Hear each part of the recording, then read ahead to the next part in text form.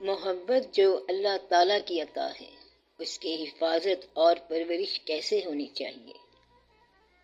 اب اس کے اندر دو باتیں ہیں۔ جو چیزیں فطری طور پر عطا ہیں، ان کی حفاظت انسان کے ذمے ہے۔ اس بات کا ایک پہلو تو یہ ہے، مثلاً اللہ تعالیٰ نے آپ کو جسم عطا فرمایا ہے، اس کی حفاظت آپ کے ذمے ہے۔ اللہ تعالیٰ نے بینائی عطا فرمائی ہے، تو اس کا خیال رکھنا آپ کا کام ہے۔ کچھ لوگ دوسرے خیال کے ہیں، وہ یہ کہتے ہیں کہ اللہ نے جو عطا فرمایا ہے وہ قائم رہے گا، ہم حفاظت کریں یا نہ کریں، اور دینے والے نے اس کی حفاظت ہمارے ذمے نہیں لگائی ہے، اور یہ اسی کا ذمہ ہے۔ اب یہ دو قسمیں ہیں۔ اگر آپ ذمہ داری لیتے ہیں کہ محبت عطا ہے اور حفاظت آپ کے ذمے ہے، تو پھر اس کی حفاظت کرنی چاہیے۔ اگر آپ اللہ کی محبت اور اللہ کی عطا والی محبت کی بات کرتے ہیں، تو یہ بات یاد رکھیں کہ اللہ کی محبت دنیا میں ٹھہرنے کے لیے نہیں ہے۔ اللہ کی محبت کا مطلب یہ ہے کہ اس دنیا سے اس دنیا کی طرف سفر کرنے کا میلان پیدا ہو جائے۔ یہ اللہ کی محبت ہے جو اس دنیا سے اس دنیا کے لیے رغبت پیدا کرتی ہے۔ یہ جو اللہ تعالیٰ کی عطا کی ہوئی محبت ہے، یہ اللہ کے محبوب حضور پاک صلی اللہ علیہ وآلہ وسلم کے دین کے لیے ہے، اور اس راہ پر چلنے والوں اور محسنین کے لیے ہے۔ اب اس محبت کی حفاظت کو آپ نے اپنے ذمے لگا لیا، اس لیے محبت کی سب سے بڑی حفاظت یہی ہے کہ محبت اہل محبت میں رہے، محبت محبت والوں میں رہے، اور دل والا دل والوں میں رہے، تب اس کا دل رہے گا، یعنی ٹھیک رہے گا۔ تو یہ ضروری بات ہے کہ عشق والے ہمیشہ عشق والوں میں زندہ و سرفراز رہیں گے، تو آگ کے الاؤ کے ساتھ قائم رہتی ہے اور بجھنے سے بچ سکتی ہے۔ تو محبت کیسے قائم ہوگی؟ جب دل والوں کے ساتھ رہیں۔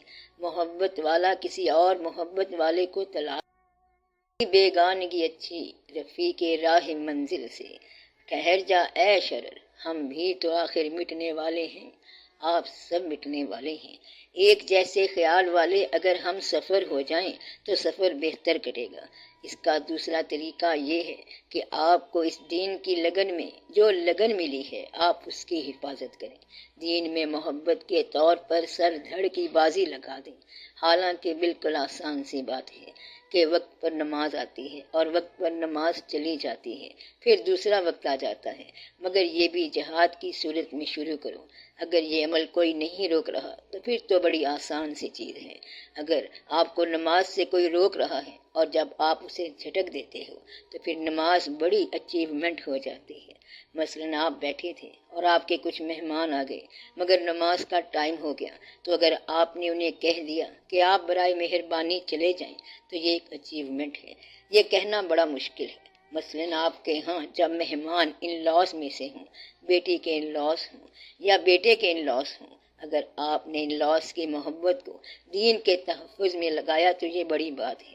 اس محبت کو قائم رکھنے کا ایک بہت بڑا ذریعہ درود شریف ہے، بلکہ اللہ تعالیٰ کی محبت کا فائنل راستہ جو ہے وہ درود شریف کا راستہ ہے۔ درود شریف خاموشی کا راستہ ہے۔ اس کا سفر جو ہے آنسوؤں کا سفر ہے اور تہجد کا سفر ہے۔ یہ سارے اللہ کی محبت کی حفاظت کے طریقے ہیں۔ محبت کو آپ تہجد کے ذریعے قائم رکھ سکتے ہیں، رکعت کے ذریعے قائم رکھ سکتے ہیں، درود شریف کے ذریعے قائم رکھ سکتے ہیں، خیرات کے ذریعے قائم رکھ سکتے ہیں، لوگوں پر احسان کے ذریعے قائم رکھ سکتے ہیں، جانوروں سے محبت کے ذریعے قائم رکھ سکتے ہیں، اور آپ اللہ کے لیے دنیا کا سفر کرنے میں قائم رکھ سکتے ہیں۔ یعنی آپ پیدل سفر کرتے جائیں، ایک شہر دوسرا شہر، بس صرف چلتے جائیں اور کوئی شخص واقف نہ بنائیں، محبت قائم رہے، چلتی رہے، پھر اللہ کی محبت کا مظہر مل جائے گا، کوئی گرو مل جائے گا۔ سچے مرید کو سچا ہی پیر ملنا چاہیے۔ سچا پیر اللہ کی محبت کا مظہر ہوتا ہے۔ یہ محبت وہاں آ کر سرفراز ہوتی ہے اور اپنے جلوے دکھاتی ہے۔ محبت کا اصل مدعا اللہ کی دی ہوئی محبت، یعنی سرکار صلی اللہ علیہ وآلہ وسلم کی ذات گرامی ہے۔ اس محبت کا طریقہ جو ہے اور وسیلہ جو ہے وہ گرو ہے اور پیر ہے۔ اس کے جو باقی طریقے ہیں ان میں درود شریف ہے، شب بیداری ہے، تہجد ہے، تنہائی ہے، سفر ہے، اور محبت کے دوسرے رنگ ہیں۔ دنیا والوں کی، عشق والوں کی جتنی بھی داستانیں ہیں ان کا آپ اندازہ لگاؤ۔ مثلاً ہیر رانجھے کا قصہ دیکھو کہ ایک لڑکی اور ایک لڑکا ہے۔ عام آدمی کہے گا کہ پتہ نہیں کون تھا رانجھا۔ اہل دل حضرات کے لیے یہ بڑا واقعہ ہے، وہ بڑی عقیدت سے اسے سنتے ہیں۔ سیف الملوک میاں محمد صاحب رحمۃ اللہ کی کتاب ہے، سننے والے اسے بڑے ادب سے سنتے ہیں، گویا کہ ان کتابوں کے اندر کوئی نہ کوئی محبت کا راز دیا گیا ہے۔ آپ کو یاد ہوگا کہ حضرت امیر خسرو رحمۃ اللہ کو تو یہ ہند کہتے ہیں۔ خسرو رحمۃ اللہ کی سب سے مشہور چیز ہے نمی دانم چا منزل بود، شب جائے کہ من بودم، بہر سورخ سے بسمل بود، شب جائے کہ من بودم، پری پہ کر نگارے سرو کر دے لالا رخسارے، سراپا آف تے دل بود، شب جائے کہ من بودم، خدا خود میرے مجلس بود، اندر لا مکاں خسرو، محمد شمع محفل بود، شب جائے کہ من بودم، صلی اللہ علیہ وآلہ وسلم۔ امیر خسرو رحمۃ اللہ کے کلیات بھی چھپے ہوئے ہیں۔ امیر خسرو کی کتاب لیلا مجنو جو ہے بہت اچھی کتاب ہے۔ لیلا مجنو میں ساری طریقت لکھی ہوئی ہے۔ قصہ لیلا مجنو کا ہے اور شان خسرو رحمۃ اللہ کے پیر کی ہے۔ مولانا جامی رحمۃ اللہ نعت کے بڑے شہنشاہ ہیں اور لیلا مجنو انہوں نے بھی لکھی ہے۔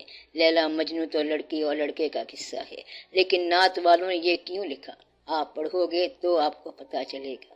دل والے اپنے دل کی سلامتی دل والوں کے قصے میں سمو کر قائم رکھتے ہیں۔ انہوں نے لیلا مجنو کا صرف نام استعمال کیا ہے، لیلا مجنو صرف نام لیے ہیں اور قصہ اپنی روح کا بیان کیا ہے۔ اسی طرح سیف الملوک نام لیا ہے، باقی قصہ میاں محمد صاحب رحمۃ اللہ کی اپنی روح کا ہے۔ وادی توحید کا قصہ ہے، معرفت کا قصہ ہے، سلوک کا قصہ ہے اور نام سیف الملوک رکھا ہوا ہے۔ اب وارث شاہ رحمۃ اللہ کے قصہ ہیر رانجھا کو دیکھیں تو درد کی آشنائیاں ہو رہی ہیں، باطن کے راز معلوم ہو رہے ہیں۔ اور قصے کا کیا نام ہے؟ ہیر رانجھا۔ کہتے یہ ہیں کہ ہیر اب وارث شاہ رحمۃ اللہ کی ہو گئی ہے اور رانجھے کی نہیں ہے۔ تو میں یہ بتا رہا ہوں کہ بزرگوں نے اللہ کی محبت کی حفاظت دنیا کے اندر کیسے کی ہے۔ خواجہ غلام فرید رحمۃ اللہ نے کہا، کچ دے پینڈے ختم نہ ہوں دے، تیرا لٹیا شہر بمبور نی سسی اے بے خبرے۔ سسی کون ہے؟ ہر انسان۔ انسان کو اس قصے میں بتایا جا رہا ہے کہ اے بے خبر انسان، تیری دنیا لٹی پڑی ہے اور تو بے خبر ہے، تو برباد ہو چکا ہے۔ جہاں تو بیٹھا ہے اس کے نیچے برف کی سل ہے جو پگھل جائے گی۔ تو صرف بیٹھا ہوا ہے اور حقیقت میں تو کہیں نہیں بیٹھ سکتا۔ جسے تو حفاظت سمجھ رہا ہے وہ تیری حفاظت نہیں ہے، تیری سیکیورٹی بڑی انسیکیور ہے۔ سسی بے خبر ہے کہ اس کا شہر بھنبور لٹ رہا ہے اور اسے پتہ ہی نہیں۔ مقصد یہ ہے کہ یہ بڑی عجیب بات ہے اور سارے کا سارا باطن ہے۔ سسی کیا ہے، بھنبور کیا ہے، کیچ کیا ہے، کنل یار کیا ہے، یہ سب معرفت بیان ہو رہی ہے۔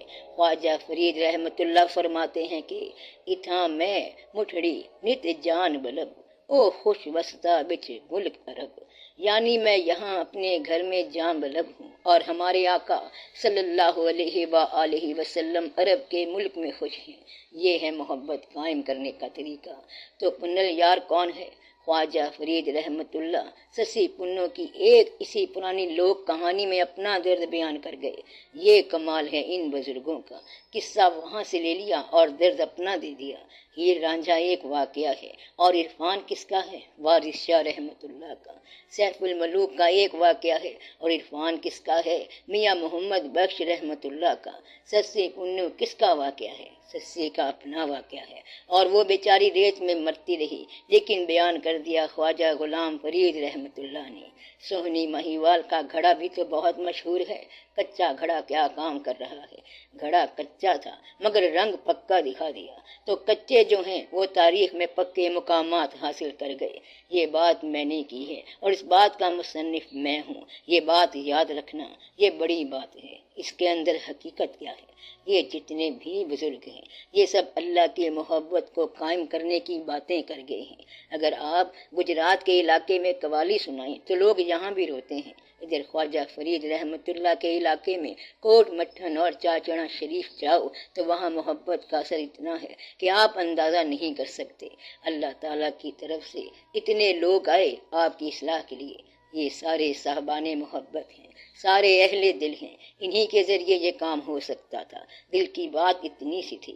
اب خودی خواں جب لہر میں گانا گاتا ہے تو اونٹ مست ہو جاتے ہیں۔ تحقیق کی گئی کہ اس آواز میں کیا ہے تو پتہ چلا کہ جس کے دل میں درد ہو اور وہ دل محبت والا ہو، اس کی آواز سے اونٹ اس حد تک مست ہو گیا کہ سرکار عالم صلی اللہ علیہ وآلہ وسلم نے پوچھا کہ خودی خواں کیا کرتا ہے، اونٹ تیز کیوں چلتے ہیں؟ لوگوں نے کہا کہ وہ گاتا ہے اور وہ درد والا ہے۔ آپ صلی اللہ علیہ وآلہ وسلم نے فرمایا کہ تیرے گلے میں کیا آواز ہے کہ اونٹ چل چل کر پسینہ ہو گئے؟ اور پھر آپ صلی اللہ علیہ وآلہ وسلم نے فرمایا بس کرو، یعنی کہ صاحب دل کا ایک بے دل پر اثر ہو گیا اور وہ بے دل اونٹ ہے۔ یعنی کہ صاحب دل کا ایک بے دل پر اثر ہو گیا اور وہ بے دل اونٹ ہے۔ پھر اللہ کا یہ ارشاد کہ تم کبھی دیکھو اونٹ کو کہ میں نے اسے کیسے تخلیق کیا تو تم حیران و پریشان ہو جاؤ گے۔ صحرا کے اندر پورے کا پورا ایک کارخانہ بنا رکھا ہے، کبھی اس کی تخلیق پر غور کرو کہ ہم نے اس کو کیسے بنایا ہے۔ اہل دل حضرات اللہ کی دی ہوئی محبت کو اللہ کی مخلوق کے لیے کنورٹ کرتے ہیں۔ اللہ نے جو محبت آپ کو دی ہے، اگر چڑیا کا بچہ مل جائے تو اس سے محبت کرو، کتے کا بچہ مل جائے تو اس سے محبت کرو، اور اگر انسان مل جائے تو اس سے محبت کرو۔ کائنات کے درخت پتے پتے سے محبت کرو۔ جب یہ پتہ چل جائے کہ یہ اللہ نے بنایا ہے تو اس سے محبت کرو۔ سور کا گوشت کھانا منع ہے، لیکن زخمی سور کی مرہم پٹی پر کوئی اختلاف نہیں، کسی درویش کو بھی اس پہ کوئی اختلاف نہیں ہے۔ جو محبت سے سرشار ہے وہ ہر چیز کے اندر اللہ تعالیٰ کا روپ اور جلوہ دیکھے گا۔ اللہ نے اپنے راستے پر آپ کو بلانے کے لیے، آپ کی نگاہ کھولنے کے لیے، کشادہ کرنے کے لیے اپنی محبت عطا کی تاکہ آپ کی محبت واہ ہو جائے، اور اللہ کی محبت آپ کی آنکھ کھول دیتی ہے، اور جب آنکھ کھل گئی تو پھر ہر طرف جلوے ہی جلوے ہیں۔ اس کے سورج کا نکلنا اس کا جلوہ ہے، سورج کا ڈوبنا اس کا جلوہ ہے، بہار ہے، برسات ہے، پھول ہیں، کانٹے ہیں، شبنم ہے، موتی ہیں، یہ سب الگ الگ جلوے ہیں۔ آپ کو محبت ہی اس کائنات سے وابستہ کرتی ہے اور محبت عطا کرنے والے کے ساتھ وابستہ کرتی ہے۔ جس شخص کو شعور کوئی نہیں وہ اللہ کو کیا سمجھے گا؟ اس کو اگر کہیں کہ اللہ ہوتا ہے تو وہ کہے گا کہ پتہ نہیں کیا ہوتا ہے۔ اسی طرح جس آدمی کا دل نہ ہو اسے کیا پتہ کہ محبت کیا ہوتی ہے۔ اس لیے اللہ پہلے محبت عطا فرماتا ہے، تو اللہ تعالیٰ نے آپ کو دل دیا، دل میں محبت عطا فرمائی تاکہ اپنے راستے پر بلائے۔ آپ اس راستے پر عقیدت سے چلو اور بندش سے نہ چلو۔ اللہ مہربان ہو جائے تو لطف کے ساتھ اپنے راستے کی اجازت عطا فرماتا ہے۔ اللہ اپنے راستے پر چلنے کی اجازت کے ساتھ محبت عطا فرمائے تو اس کو کہتے ہیں کہ محبت کی عطا۔ اصل میں یہ اللہ کی محبت ہوتی ہے۔ اس راستے کی قافلہ سالار ذات ہر زمانے کے لیے، آنے والوں اور جانے والوں کے لیے سرکار دو عالم صلی اللہ علیہ وآلہ وسلم کی ذات گرامی ہے، وہی ہے اس شاخسانہ کا قافلہ سالار، پہلے زمانوں کے ہوں یا بعد کے زمانوں کے۔ اس لیے محبت کی عطا کی حفاظت کا ایک ہی طریقہ ہے، یعنی حضور پاک صلی اللہ علیہ وآلہ وسلم سے محبت کرنا۔